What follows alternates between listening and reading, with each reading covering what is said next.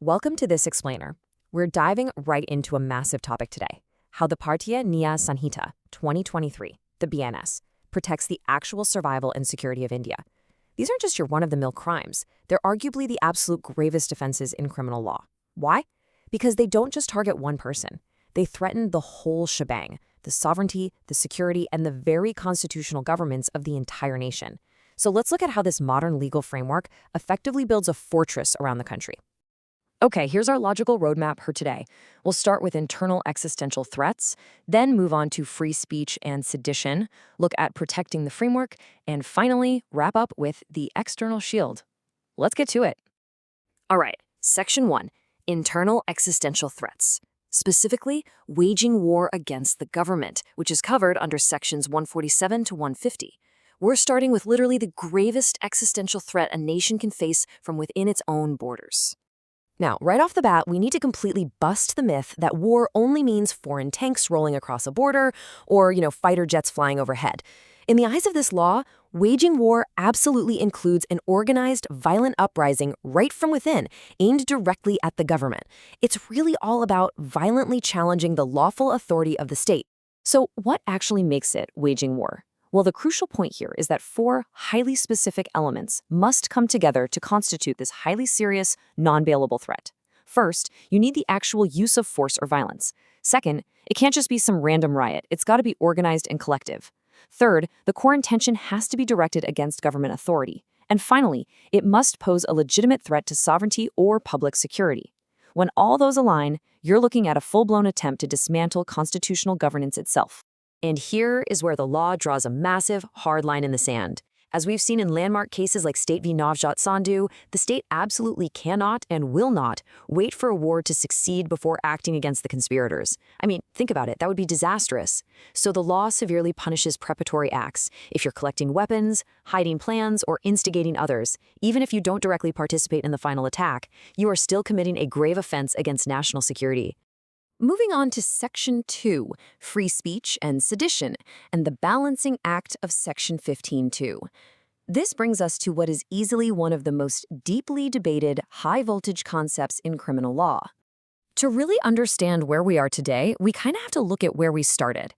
Historically, colonial rulers used sedition as a massive blanket to suppress political dissent and nationalist movements. I mean, the British prosecuted prominent freedom fighters like Bal Gangadhar Tilak and, of course, Mahatma Gandhi. In fact, Gandhi famously called the old colonial sedition law the prince among political sections of the IPC designed to suppress liberty. But look at this contrast. There is a massive, structural shift from that colonial tool of oppression to a modern statute that is super narrowly focused on actual physical threats. The modern BNS Section 152 zeroes in on acts that endanger sovereignty, encourage armed rebellion, or threaten the unity of the nation. It's a huge departure from the old days of just shutting down political dissent. Today, mere criticism of the government doesn't automatically amount to an offense unless, and this is key, unless it brings along incitement to violence or an actual threat to public order. Looking objectively at the judicial evolution of this law, it's fascinating. We see the courts continually, and I mean constantly, trying to balance national security with our fundamental Article 19(1)(1)(a) right to free speech. Back in 1962, the Kedar Nath Singh case restricted sedition purely to incitement involving violence. Then in 95, the Balwant Singh case essentially said, hey, mere casual slogans just aren't enough. And fast forward to 2015, the Shreyas Singhal case drew a super clear line distinguishing between just advocating for an idea and actively inciting violence. It's a continuous, really delicate balancing act protecting democratic values. All right, Section 3, Protecting the Framework, specifically shielding constitutional authorities and systemic integrity. Now, we're transitioning from abstract concepts like sovereignty and speech to the physical reality of the humans actually running the government. This brings us to Section 151, which deals directly with assaulting the president or governors. To preserve democratic governance, as noted in the principles surrounding the Ramesh Thapar case, constitutional figures simply must be able to discharge their duties freely and securely. So, if someone uses physical force or even threatening conduct to compel, influence, or prevent these officials from doing their jobs, well, that's treated as a direct attack on public administration and the rule of law itself. Okay, so that covers external attackers trying to influence our leaders. But consider this for a second. What happens when the vulnerability is entirely internal?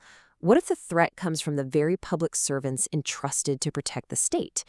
It's a chilling thought, right? Well, that exact scenario brings us to a really fascinating internal safeguard covered under Section 156.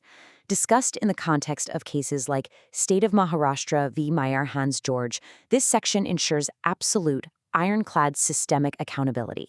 If a public servant intentionally or knowingly facilitates the escape of a prisoner of state or a prisoner of war, they face severe punishment.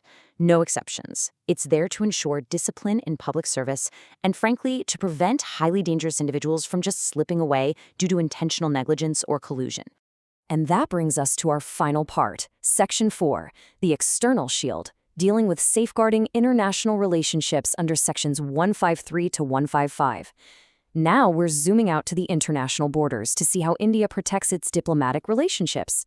Because, let's face it, security isn't just about what happens inside the house. It's also about how you treat your neighbors. India uses some very specific provisions to ensure it remains a good global citizen. Look at how this breaks down. Section 153 actually criminalizes waging war, or even attempting to, against any Asiatic power allied with India. Then, Section 154 targets depredation, which is basically violent plundering or raiding, on the territories of powers that are at peace with India. Finally, Section 155 neatly closes the loop by criminalizing the knowing receipt of any property obtained through these illegal wars or raids. It effectively cuts off the financial incentive for these actions altogether. So why does this matter to you and me? Well, without these external shields, unauthorized hostile acts by rogue individuals or groups could so easily drag the entire nation into completely unwanted international conflicts. Nobody wants that. These laws enforce diplomatic cooperation, they prevent border instability, and they stop illegal trafficking in looted property from absolutely ruining India's foreign relations. As we wrap up this explainer, I want to leave you with a rather provocative thought to ponder. From the incredibly severe punishments for violently waging war, to the really careful judicial narrowing of sedition to protect free speech, all the way to guarding our borders and our leaders, the Bharatiya Nyaya Sanhita 2023 is constantly walking a tightrope. So ask yourself, how perfectly can a democracy balance the absolute necessity of national security with the fundamental right to dissent? Understanding this eternal tightrope walk, well, that's what truly makes you an informed citizen. Keep exploring, keep questioning, and I'll see you in the next explainer.